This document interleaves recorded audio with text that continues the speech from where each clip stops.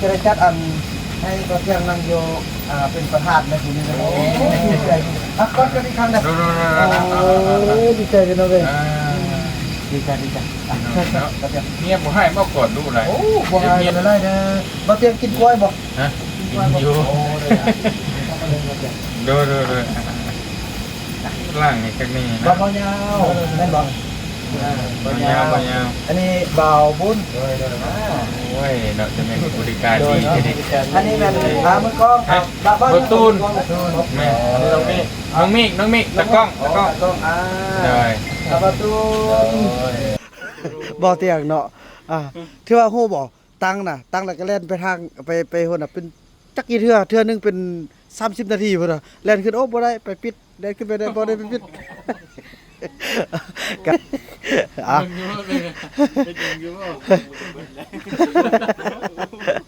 อันนี้เบื้องหลังเนาะเดี๋ยวหายากเลยเนาะหายากเลยโอเคขอโทษอะไรเบาเตียงแต่ว่าความตั้งใจเนาะแต่ว่าต่อไปพวกเราก็จะได้ขอบใจ FC ผู้มีน้ำใจแบ่งปันเหมือนฟ้าบันดาลให้สร้างรายการนี้มาสวยเหลือคนทุกข์คนจนหรือคนด้อยกว่าด้วยแห่งศรัทธาบุญนำพาได้มาร่วมทาง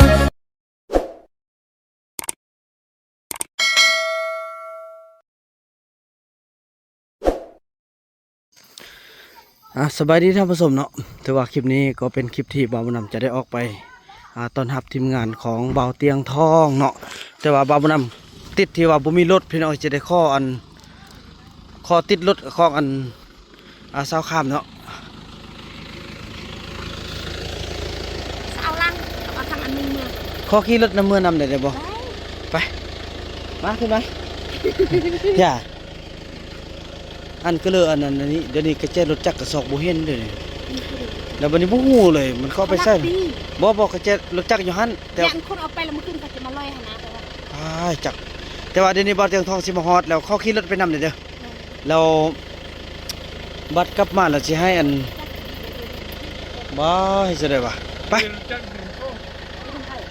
เอาไปอยู่พุ่นพวกคนนั้นพอเอามาห้อยกันเฮียงไปเพราะว่าเกี่ยมนั่นเด้อเบิ่งเฮือนดีๆเด้อพี่น้องเอ้ยเนาะพี่น้องเอ้ยว่าจักซั่นนะพี่น้องเนาะจะเห็นว่าได้พี่น้องโอ้บ่การที่ว่าบ่มีรถนำไสนี่ก็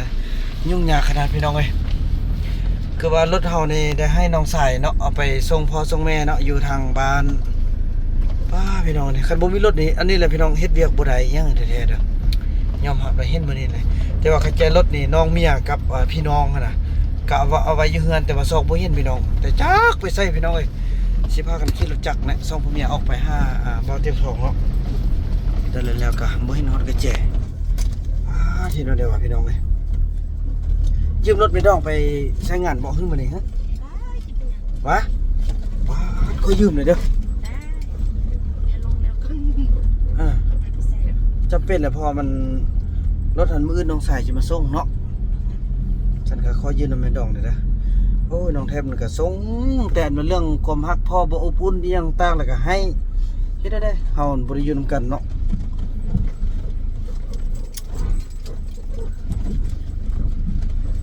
พี่น้องยุ่งขนาดเด้อคันสิบ่าวเตียงทองมาส่งก็ยังยากเนาะ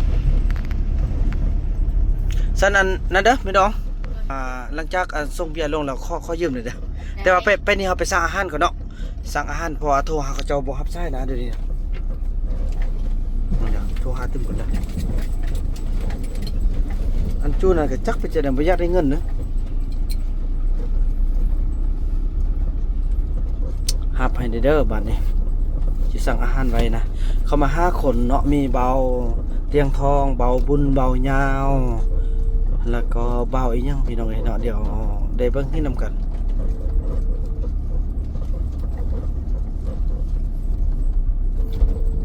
ฉันขอยืมได้ไหมน้องเด้อยืมขี้ออกขี้เข้าจังซี่แหละฮัลโหลโดยปิดห้านแล้วบ่ อันเดี๋ยวนี้อันเฮ็ดอันเข้าอันลัดหน้าให้ได้จากอันน้องกินบ่กินเนาะ5 6 7 7ถ้วยเด้อ7สุดเด้อฮะเอาเป็นหมูเนาะเป็นเสื่องเสื่องแต่ว่าบ่ใส่พรีมากบ่ใส่เผ็ดหลายโอเค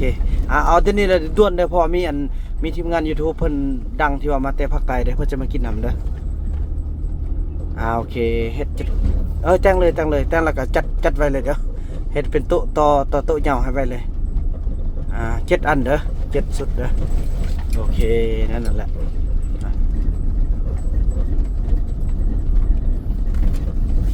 โอเคได้แล้วพี่น้องเอ้ยเดี๋ยวถ้าว่าเขาจะหับใส่ลุงกี้ก็บ่หับใส่ซอกกระจายรถก็บ่เห็นพี่น้องสู้ส้นขนาดเลยนะก็ได้ตอนนี้เบาเตียงทองกับเมื่อกี้โทรห้าว่าอยู่เมืองปักลายแหละพี่น้องเอ้ยเนาะจอเดี๋ยวนี้ก็น่าจะมาฮอดคิดใกล้ๆทุกเมืองแหละพี่น้องเอ้ามื้อนี้น้ำนองเลยเนาะ ตอนไปออกเมื่อหนาน้ำท่วมเลยเด่นพยันมาก็ถือคอกันนั่น ไม่ดองตาตำเลยเด้อขี่รถต้องว่องไวเด้อเฮา น้ำนองพี่น้องฝนลิ่นขนาดเลยป้อบ่าวมันนำจะหายขนาดพี่น้องฮะเหมือนบ่เตียงทองบ่นี่บ่แม่นเนาะอาจจะสั่นเลยพี่น้องมื้อนี้ถือว่าบ่าวมันนำนี่หลายคนอาจจะคิดเนาะถ้าว่าอยู่ในภาวะแบบนี้เฮาควรแก้ไขเวียกแบบใดแต่ว่าผลงานความดียกให้ทางน้องขามเนาะหรือว่าแม่ดองขามเนาะที่ว่าเพิ่นเป็นเจ้าของร้านขายเครื่องเพิ่นยอมให้บ่าวมันนำยืมรถพี่น้องเอ้ยเนาะรู้จักซอกบ่เห็นพี่น้องเอ้ยขอบใจเด้อแม่ดองเด้อให้ร่ำรวยช่วยกันไปจังซี่ละจะเล่นออกเล่นเขาจริงมันบ่มีรถจักรคันมีรถจักรก็สิแต่ว่ารถจักรมีแต่ว่ากระเจบ่เห็นจักรมันเข้าไปใส่มาจังซั่นแล้วพี่น้องพบกันต่อไปเนาะถือว่าตอนนี้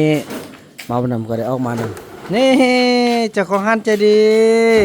ก็ได้ว่าเบี้ยยังเหลืออยู่20หลังพี่น้องเฮาเอาคืนมาส่งหมดเนาะแม่ดองเนาะพี่น้องเอ้ยเราลบไปแล้วพี่น้องเพราะว่าประหยัดค่าใช้จ่ายของเฮาเนาะแล้วก็จะยืมรถเพิ่นไปงานของเบาเตียงทองต่อพี่น้องมื้อเพิ่นละจึงจะได้เปลี่ยนเนาะนี่กำลังคนกันเรือ20หลัง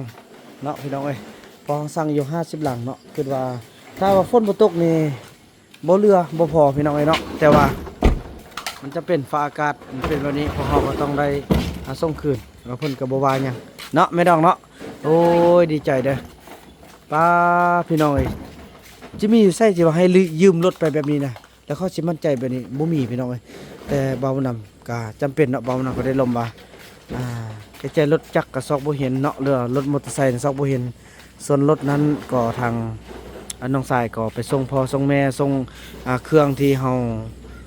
เอามาเฮ็ดลาบเฮ็ดกอยเฮ็ดโคอยู่โคกินส่งพี่ส่งน้องพี่น้องเนาะพอเขาอีพ่ออีแม่ก็บ่มีพี่น้องเอ้ยแล้วมื้ออื่นเนาะเพิ่นจะมาส่งเบาน่ะก็จะเอานี่มาส่งแล้วก็ให้น้องชายมารับแล้วก็นำใส่รถของเฮาต่อไปพี่น้องเอ้ยเนาะจังซั่นแล้วพี่น้องพบกันต่อไปเนาะเอานี่ลงแล้วเฮาก็จะไปท่าเบาเตียงอยู่ที่ทางน้ำพุนเนาะพี่น้องเนาะแล้วก็กินข้าวกินน้ำเบานำได้สั่งอาหารแล้วเนาะแล้วพบกันต่อไปพี่น้องเอ้ยเนาะถือว่าท่านผู้ชมเนาะโอ้ดีใจเนาะที่ว่ามีคนให้ยืมรถพี่น้องเอ้ยตายเลยเบานำกันบ่มี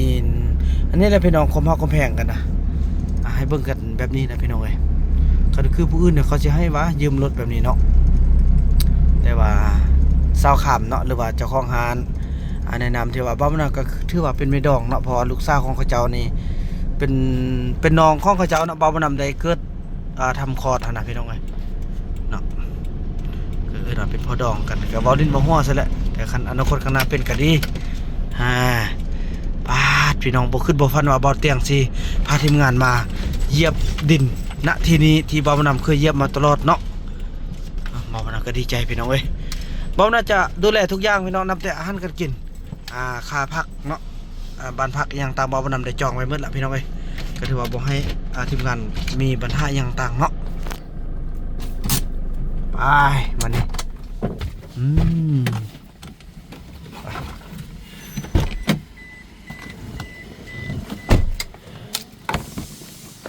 โอ้พี่น้อง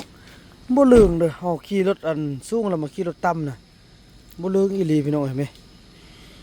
ยักษ์มันแบบครึดคือว่าลืมอหย่างต่างเนาะแต่ก็ดีใจที่เขาเจ้าให้ยืมเนาะ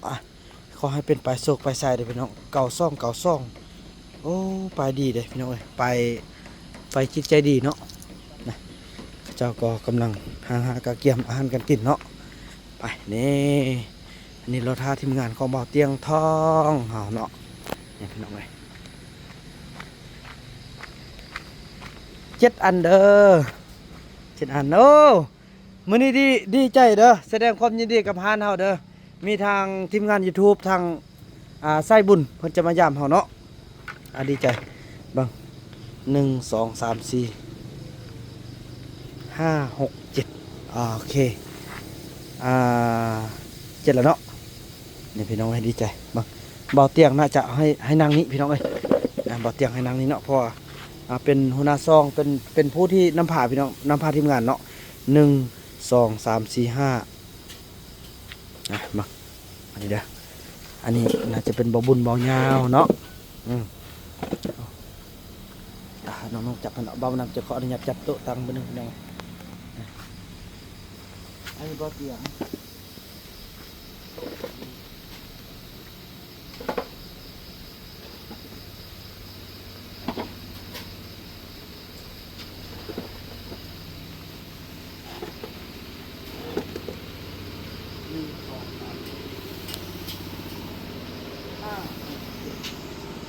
เอาตั้งมาใส่นี้อันนึง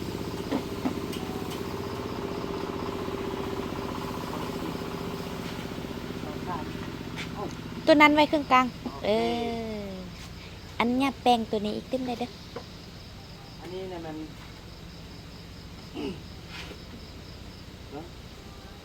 อันนี้คือมันเบาเตียงเบานำตัวอยู่นี่แต่เบานำอยากนั่งไกลเบาเตียงอยู่ตรงนี้ขึ้นอะไรฟันอันนี้เบาเตียงเนาะอันนี้เบาผู้นำมีเสานกมีที่งานเขางานเขาดิเนาะโอ้นี่ก็ได้เลยเนาะ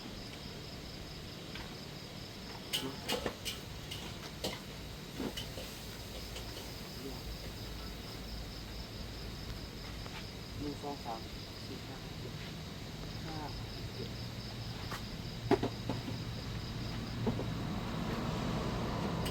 เอาเสื้อไว้เลยก็ได้ไอ้พ่อเขาจะวันมา5ตอนมันสู้ๆเลยนะนี่นี่น้องสินั่งข้างหน้าก็ได้ไอ้นั่งข้างนี้ก็ได้เดินข้างนี้ก็ได้ไอ้นั่งข้างหน้าก็ได้แต่เบาเตียงก็ให้นั่งอยู่นี่เด้ออันนี้บนเบาเตียงนะตรงนี้นี้1 2 3 4 5นี่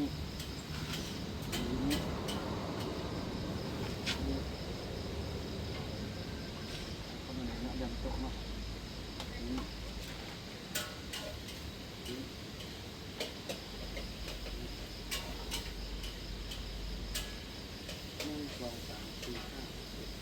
เยอะจังเนาะ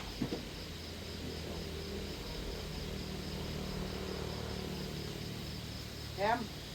เรื่องไม่อันจ้า10 คน1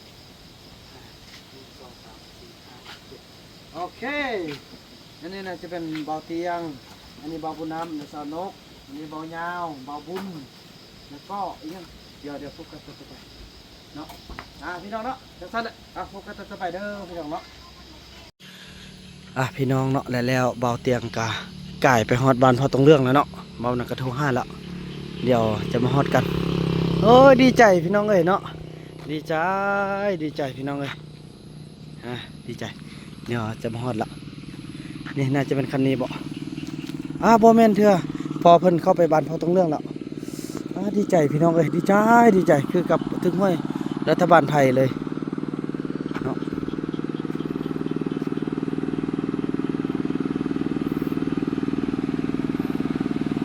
รอท่าพี่น้องวินาทีรอท่าไปยืนท่าโอ้ยแต่ว่าเฮา บ่ได้เด้เฮาอยู่ท่าทางนี่เนาะ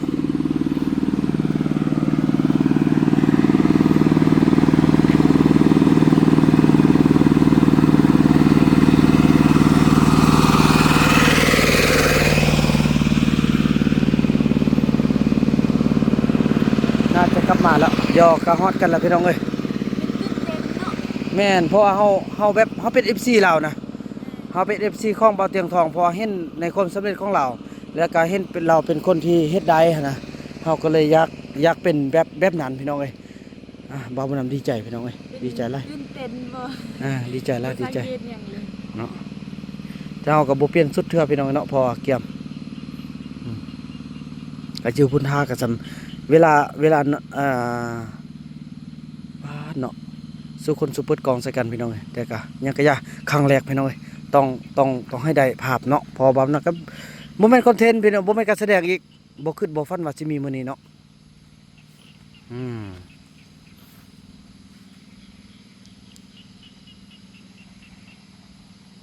กำลังรอลุ้นพี่น้อง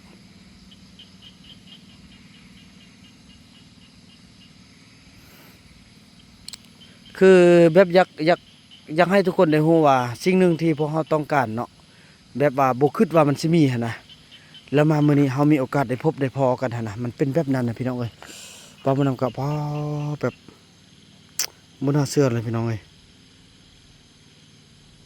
เนาะตอนนี้เฮาก็สั่งอาหารไว้แล้วเป็นที่เรียบร้อยเนาะ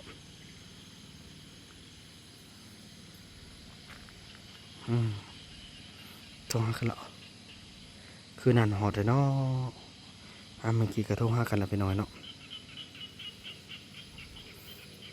โอ้เมื่อกี้มันนี่เพิ่นกะ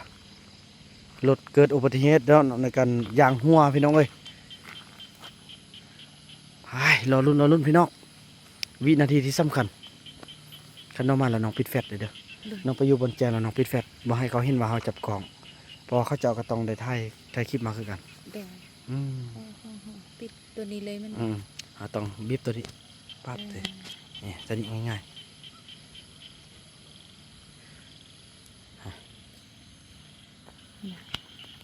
คือที่นี่ละมองละ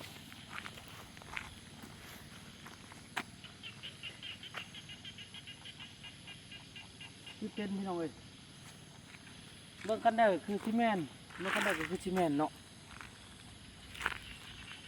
นี่ละตัวนี้นะมาแล้วโอ้ตื่นเต้นแฮงแม่นบ่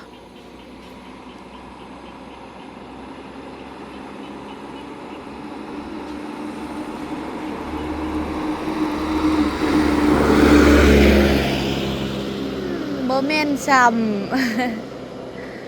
ยังบ่แม่นเทื่อลองโทรนำเพิ่นอีกเพิ่นอันไก่ขั่วเข้าไปหุ่นแล้วอันบ่เพราะเพิ่นนางตำที่บ่าวนำเลยส่งโลเคชั่นเนาะพี่น้อง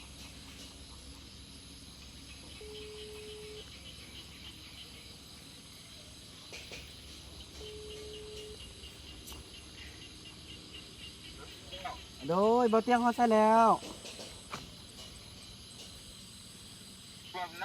โดยตรงไปเลยเนาะเดี๋ยวนี้เขาทางง่ายแล้วบ่จับขึ้นของเก่าเนาะเบิ่งเราเปิดกล่องน้ำให้เบิ่งเด้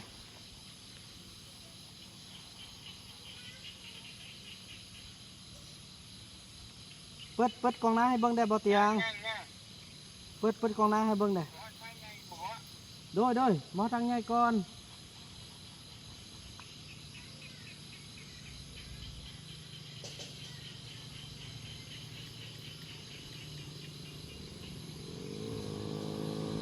อันนี้อยู่ใส่นี่บ่เตียงเพิ่นกำลังออกมาเพิ่นกำลังออกมาเลยเบาเดี๋ยวเบิ่งอันนี้ฮอตเก็ตได้บ่ตัวนี้บ่ส่งโลเคชั่นมาให้ข่อยใช้ส่งโลเคชั่นเฮ็ดกลางนา โดยมาเลยมาซื้อฮอตกลางหน้าแล้วก็เลี้ยวขวาเด้อเลี้ยวขวาแม่นได้ส่งโลเคชั่นมาให้ข่อยแล้วบ่จังไงโดยบทหาส่งบทหาส่งก็ได้เปิดกองเลยบ่เตียง บ่ทันส่งก็ได้ใกล้ๆกันนี่นะ นี่ตัวนี้ขึ้นโทนตัวนั้นนี่ อ่า อ่า เดี๋ยว ตรงมาเล บ่ทันส่งก็ได้ ย ตรงๆเลยบ่เตียงตรงๆเลย อันนี้มันอยู่เปะปักหางบ่ แม่น เปะปักหางอ้าวมันอยู่ไส คือว่ามีหัวบ่ มีหัวแล้วเมื่อกี้นี่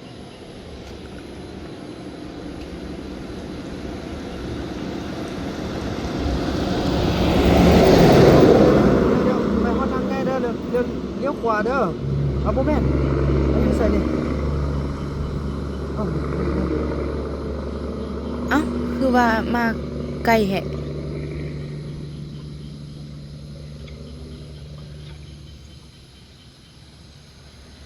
เดี๋ยวเบิ่งกันไล่เพิ่นไปเดี๋ยวเบิ่ง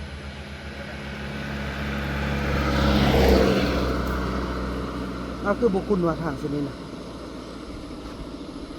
เดี๋ยวป้าเตียง นั่นแหละ คอยสิส่งอันโลเคชั่นให้เด้อบ่แม่นไปทางไปฮับ โอเค บ่เป็นทางไปฮับในทางเพจบ่นี่นะ ยันอยู่ โดยโอเคคอยส่งโลเคชั่นให้ ตัวนั้นมาคือว่าอันเบิ่งซะนึงคือว่ามาฮอดอันบ่อนอันคิดอันนี้นะ เนาะ คิดหัวค่ะ เนาะ มั่งเขานี้นะ ป้าโทบ่เตียงเขาไปหาเฮาอยู่พุ่นนี่เนาะ ไอ้ส่งมาเฮ็ดแหละ ส่ง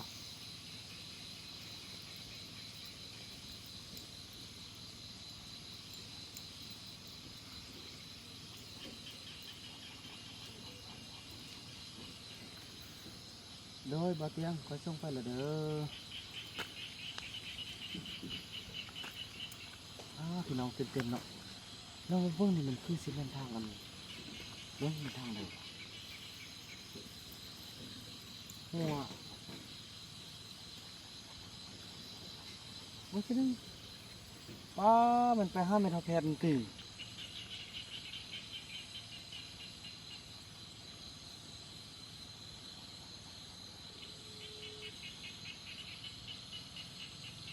บ่น่าเชื่อพี่น้องเพิ่นสิมาหาเฮาบ่น่าเชื่อเลย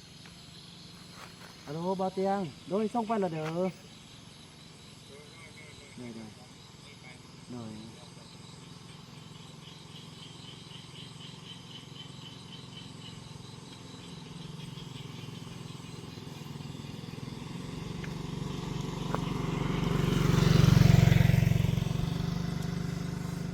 พี่น้องมันเล็ดๆบ่ทางจริงโอเคเราเบิ่งละ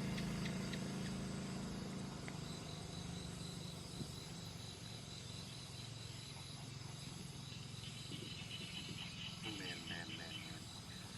น้อยไล่กับน้ำใจจะเป็นข้องน้อยหรือข้องง่ายก็เป็นน้ำใจของเพิ่นเด้อ เดือนนี้ไอ้กีแกวมีเซอร์ไพรส์อีกพี่น้องเอ้ยมื้ออื่นเพิ่นสิมาแล้วเพิ่นสิซื้อไผว่ามีของขวัญให้บ่าวนำว่ามี FC ได้ช่วยบ่าวนำซานปาดก็ลุ้นพี่น้องเอ้ยถามว่าเพิ่นก็บ่บอกเนาะมันยังเนาะอยากฮู้อยู่พี่น้องเอ้ย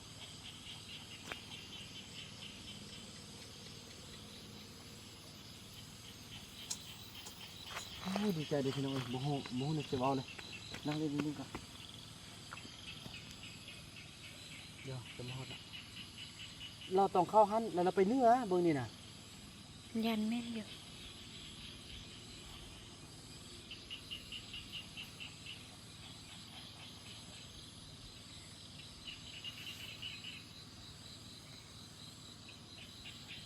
แม่นเหรอโอ้เราต้องไปเหนื้อ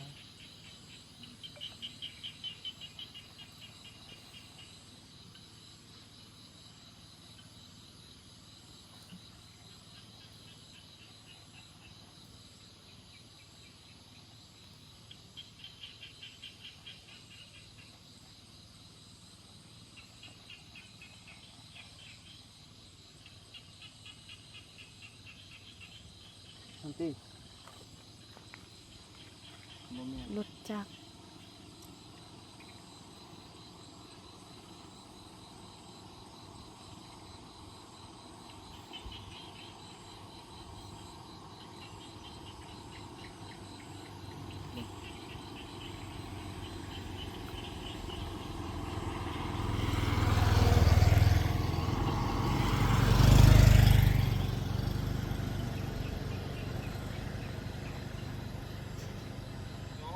โดยอัน จะไหนฮอนซาลาบาว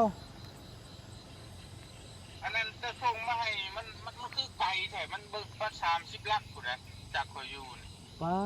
ถูกบ่ไม่นคันนี้บ่นี่เห็นค่อยบ่เห็นค่อยจำทางบ่นี่แล้วมันจะส่งค่อยดูค่อยเชียนนำไปหาเจ้า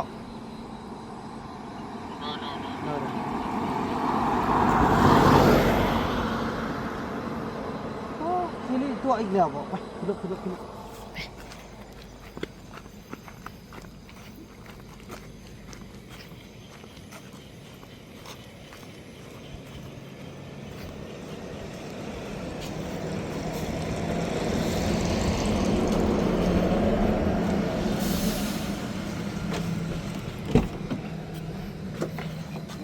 ลง อุ้ย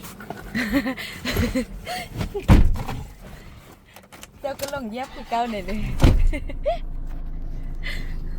โอเคอันสำเนาะดูทางกันเป็นอะไรวะมันเป็นลงเส้นทางเนาะนี่ เราหาเบิ่งเพิ่นอันซุ่งนั่นฮะ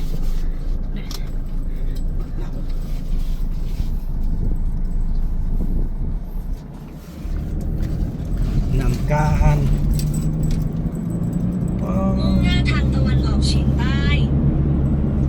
เราก็ไปไกลแท้ เนาะ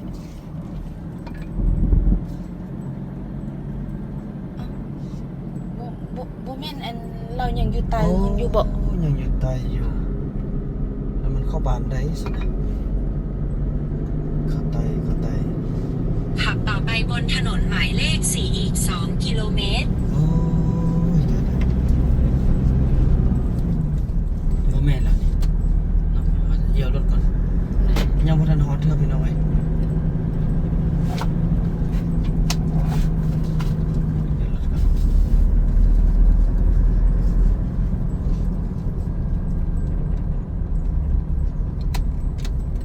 โอ้เราไปเข้าบ้านนะกล้องนะฮู้ละ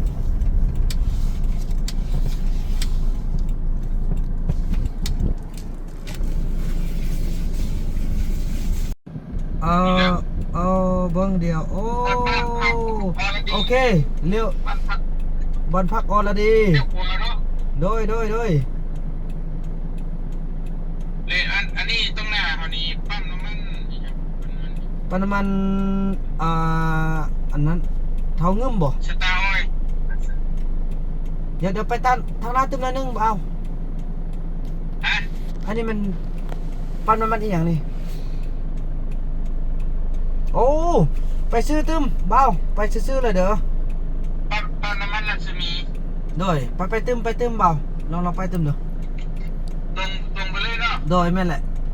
อย่าฟ้าปิดกล้องเด้อสิจะขออนุญาตเบิ่งจนมันใจก่อนเด้อ โอเค อันนี้อยู่เมืองปักลายมันบ่นี่ แม่น โอ้อยู่เมืองปักลายเบิ่งบาทนี่ยังเนาะบาทนี่เบิ่งไปซื้อเลยเบาอันนี้มันหาเอเปมบ่นี่นะบ้านฮัดได้มันบ่เมื่อกี้น่ะ แม่น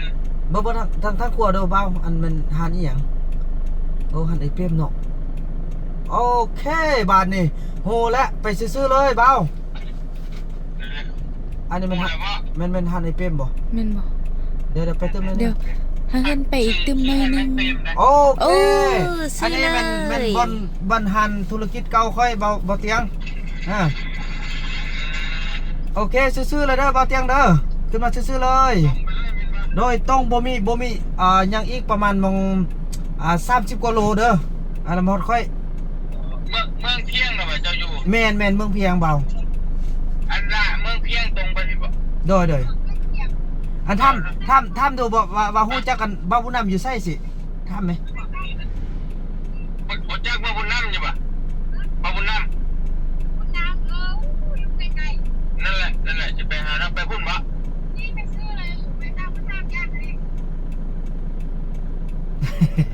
โอเคเปล่าโอ้ยเบ็ดมืดตายบาทนี่เสร็จเขาไม่ได้เอาซากมาสับโอ้ยตายเบิ้ง เดี๋ยวไปอันห้ามเบิ่งเขา อันนี้เขาอยู่ไส้แล้วตอนนี้ ว่างกลางบ้านพนทองย่างกับพนทองหน่อย ปิดคลิปเลยเอาไปห้องละ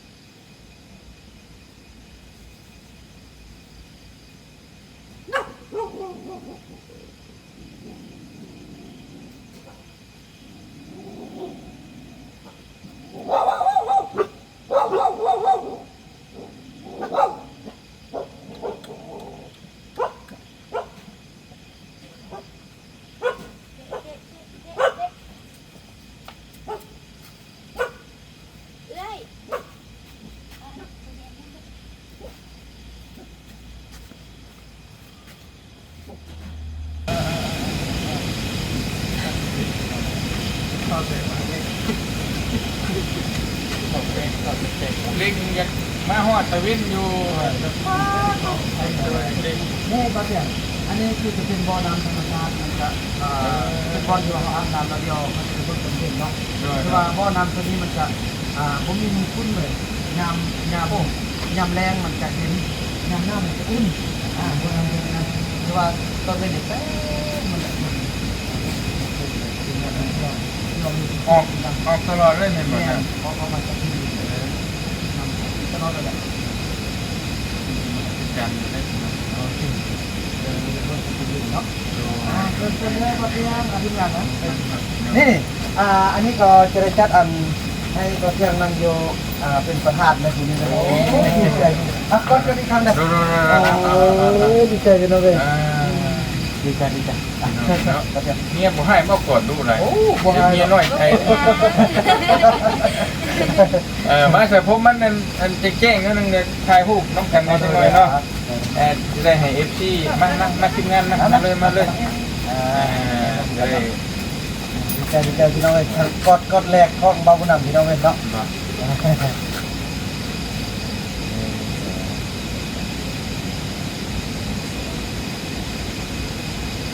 โอ้ยได้โอ้ดีใจเด้อเสร็จแล้วบางแห่งเลย ให้นั่งหัวโต๊ะพร้อม โดยนี่เป็นครั้งแรกที่แบบ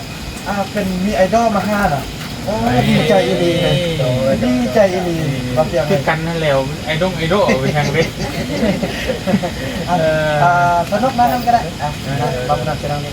โอ้ดีใจพี่น้องเลยเนาะกินข้าวกินน้ำกันอันนี้มันแคมป์บ่นี่โอ้ขอบใจอะไรเด้อบางเตียงกินกล้วยบ่ฮะกินอยู่ดูล่างนี่ก็มีนะ บ่ยาวแม่นบ่บ่ยาว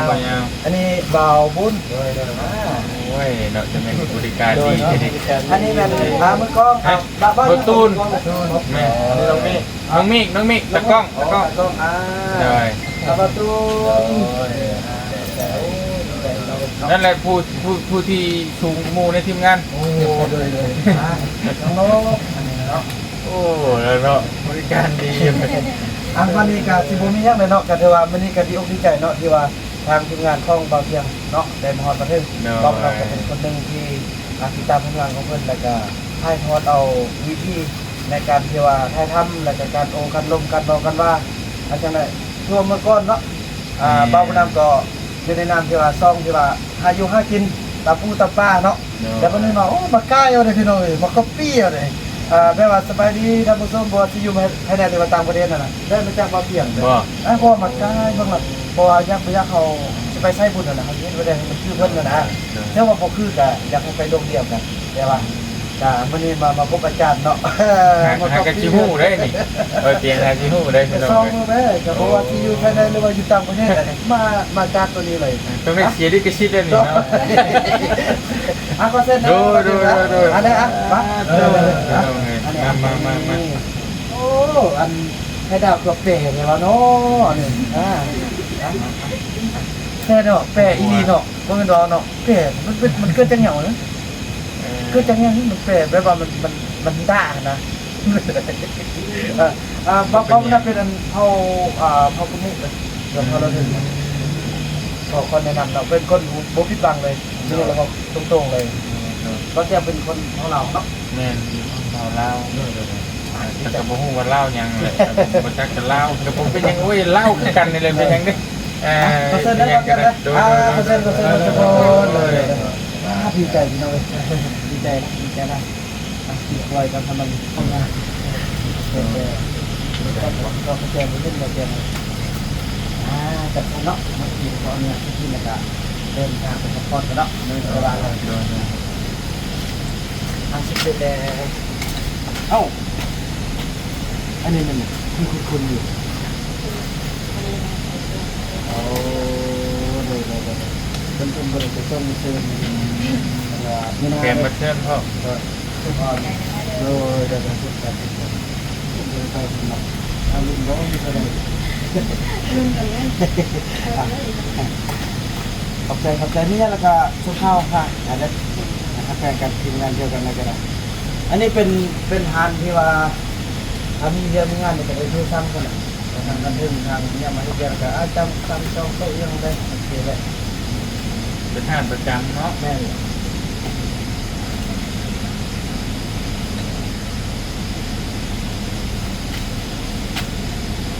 โอ้พี่น้องเลยเนาะจนลืมพี่น้องเลยเพื่อนไล่จนลืมเนาะโอ้ค่ากองพี่น้องพวกแม่ซากเลยพี่น้องพุ่นป้าดูค่ากองพี่น้องพุ่นเอาตั้งกล้องนี่นะเฮ้ยโอ้เธอดีใจเด้อดีใจอะไร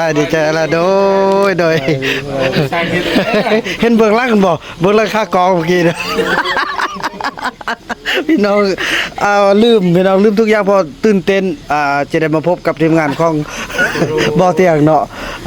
ถือว่าฮู้บ่ตั้งแล้วก็แล่นไปทางไปโหนน่ะเป็นจักกี่เทื่อนึงเป็น30นาทีพุ่นน่ะแล่นขึ้นโอ้บ่ได้ไปปิดแล่นขึ้นไปได้บ่ได้ไปปิด กะความตั้งใจเนาะดีแต่ความจำบ่เต็มเนาะโอ้เด้อโอ้ได้30ปลายกว่านาทีพี่น้องเอ้ย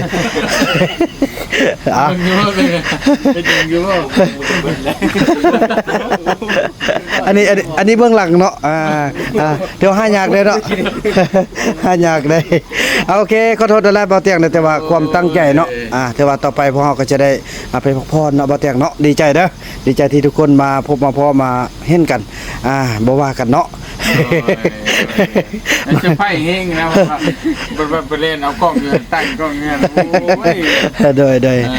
จังซั่นเนาะ ก็ได้ โดย